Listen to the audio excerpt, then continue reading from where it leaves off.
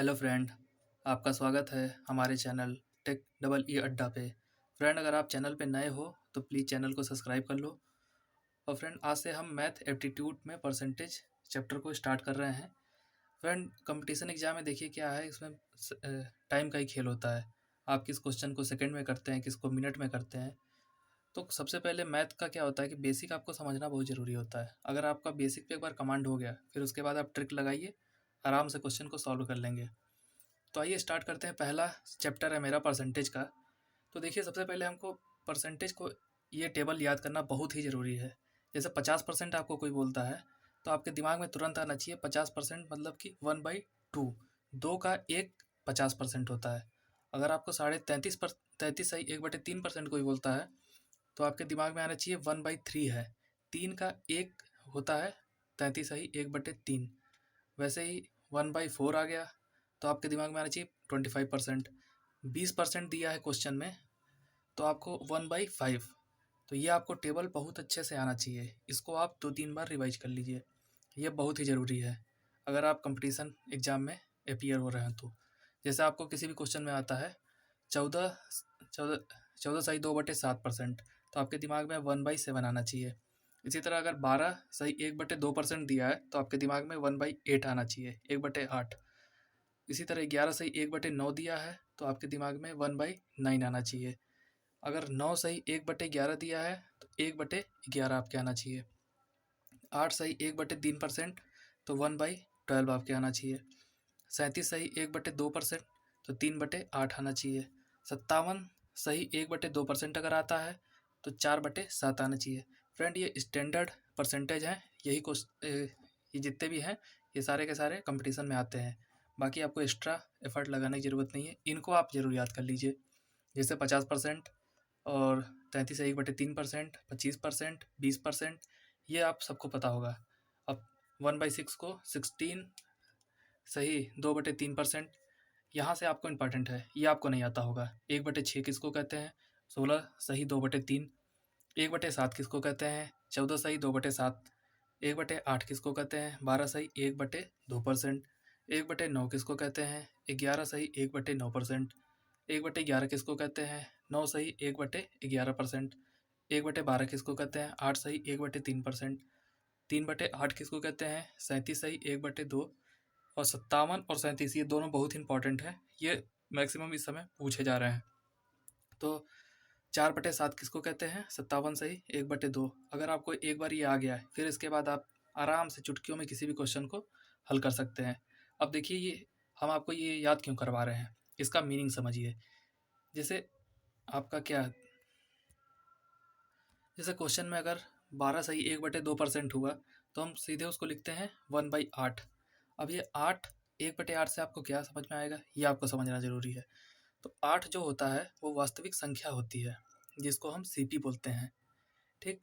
और 8 का एक जो होता है वही उसका 12/1/2 भाग होता है, यही उस पर लाभ होता है। लाभ या हानि बोलेगा। अगर बोलता है किसी वस्तु पर हमको 12/1/2% का लाभ या हानि हो रहा है तो आपके दिमाग में आना चाहिए 12/1/2 मतलब 1/8।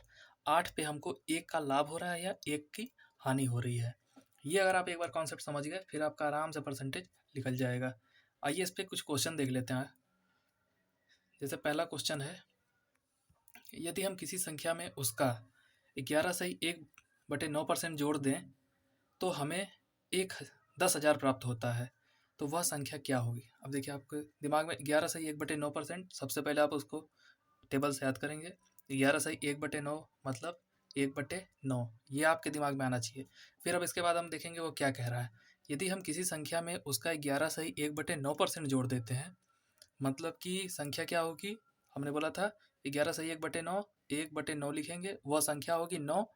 अब उसमें हम क्या कर रहे हैं, यदि हम किसी संख्या में उसका 11/1/9 जोड़ देते हैं, मतलब 9 में उसका 1 जोड़ देते हैं। 9 का 11/1/9 1 है। ये देखिए तो 9 में 1 को जोड़ेंगे तो हमें कितना प्राप्त हो रहा है? एक्चुअल में 10, लेकिन क्वेश्चन में क्या दिया हुआ है? हमको 10,000 प्राप्त हो रहा है। हमें प्राप्त हुआ है 10, उसे प्राप्त हुआ है 10,000। तो 10 ये कितना ज़्यादा है?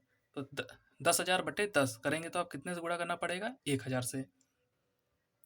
तो आपको 10 में दिया हुआ है 1000, आपको क्या पूछा है, वह संख्या क्या होगी। हमारी संख्या क्या थी 9, लेकिन संख्या में कितने से हमें गुणा करना पड़ेगा 1000 से, तो हमारा आंसर क्या आएगा 9000।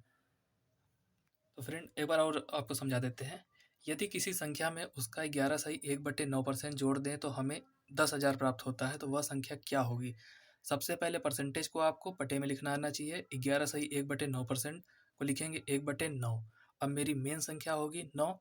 अब उसमें एक जो है या तो जोड़ा गया होगा या तो घटाया गया होगा, ये अब हमारे दिमाग में आना चाहिए। तो अब क्वेश्चन में दिया है जोड़ा गया है, तो 9 में अगर हम एक जोड़ते हैं तो हमें मिलेगा 10 मिलेगा, लेकिन हमको मिल क्या रहा है 10,000। 10,000 से कितने गुना है 1,000 गुना। हमारी संख्या क्या थी 9, लेकिन वो कितना, उसमें कितना से गुणा करेंगे 1,000 से, तो हमें क्या मिलेगा ओरिजिनल संख्या। तो 9 में 1,000 से गुणा करेंगे तो 9,000 आंसर। अब इसी तरह दूसरा क्वेश्चन देखते हैं। यदि 4900 में उसका 14/2/7% घटा दें तो हमें क्या प्राप्त होगा। सबसे पहले अब इस क्वेश्चन को देखिए कैसे सॉल्व करेंगे। 14/2/7% दिखते ही हमारे दिमाग में आना चाहिए ये क्या होता है 1/7, 1/7। वास्तविक संख्या हमारी हो गई 7। अब उसमें एक को हम या घटाए हैं या तो जोड़े हैं। तो अब यहाँ क्वेश्चन में क्या कह रहा है, घटा दिए हैं। हमारी ओरिजिनल संख्या क्या थी 7, घटा दिए हम एक को, बचेगा क्या 6। ओरिजिनल संख्या थी 7, घटाए हैं एक को, बचेगा हमारे पास 6। तो उसके पास कितना बच रहा है 4900। 4900, यदि 4900 में उसका 14/2/7% घटा दें तो क्या प्राप्त होगा। तो ये पूछा है 6 की वैल्यू क्या होगी। ओरिजिनल संख्या हमारी कितनी थी 7, इसने क्या दिया है 4900। 4900 7 का कितना गुणा है 700 गुणा। अगर 7 में 700 का गुणा करेंगे तो 4900 आएगा। ठीक, हमें क्या पूछा है, अब घटा देने के बाद हमें क्या मिल रहा है। तो घटा देने के बाद हमें 7 में से 1 घटाने के बाद क्या मिला था 6। तो यहाँ 6, तो यहाँ 4900 कैसे आया था 700 से गुणा करके, तो 600 में 700 का गुणा कर देंगे तो क्या आएगा 4200। आ गया ना इजली। अब देखिए तीसरा क्वेश्चन है। यदि किसी संख्या के 8/1/3% में 6600 जोड़ दिया जाए तो वह संख्या दोबारा प्राप्त हो जाता है, तो वह संख्या क्या होगी। इस क्वेश्चन को दोबारा पढ़िए। यदि किसी संख्या के 8/1/3% में 6600 को जोड़ दिया जाए तो वह संख्या दोबारा प्राप्त हो जाती है, मतलब कि उस नंबर को जोड़ने पे दोबारा वही नंबर प्राप्त हो जाता है, तो वह संख्या क्या होगी। ये देखिए 8/1/3% कितना होता है 1/12। तो एक में हम क्या जोड़ेंगे कि हमें 12 मिल जाए, क्योंकि मेरी ओरिजिनल संख्या कितनी है 12 है। ठीक, तो एक में अगर हम 11 जोड़ते हैं तो हमको कितना मिलता है 12। ठीक, एक में 11 जोड़ने पर वही संख्या हमको प्राप्त हुई। वो क्या कहा है, यदि हम किसी संख्या के 8/1/3% में 6600 को जोड़ दें, लेकिन हम कितना जोड़ रहे हैं 1100। तो 1100 से 6600 कैसे आएगा, उसमें या 600 से गुणा करना पड़ेगा। ठीक है, तो 600 से गुणा करके हमें मिलता है 6600। हमें ओरिजिनल नंबर पूछा है, ओरिजिनल नंबर हम पता है बेस वाली होती है 12।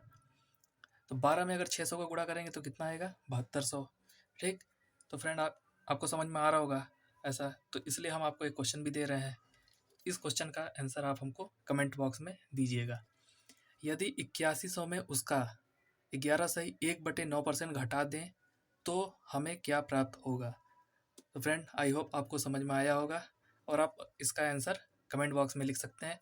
अगर आप चैनल पर नए हों तो प्लीज़ सब्सक्राइब करें, वीडियो को लाइक करें और दोस्तों के साथ शेयर करें। Thank you.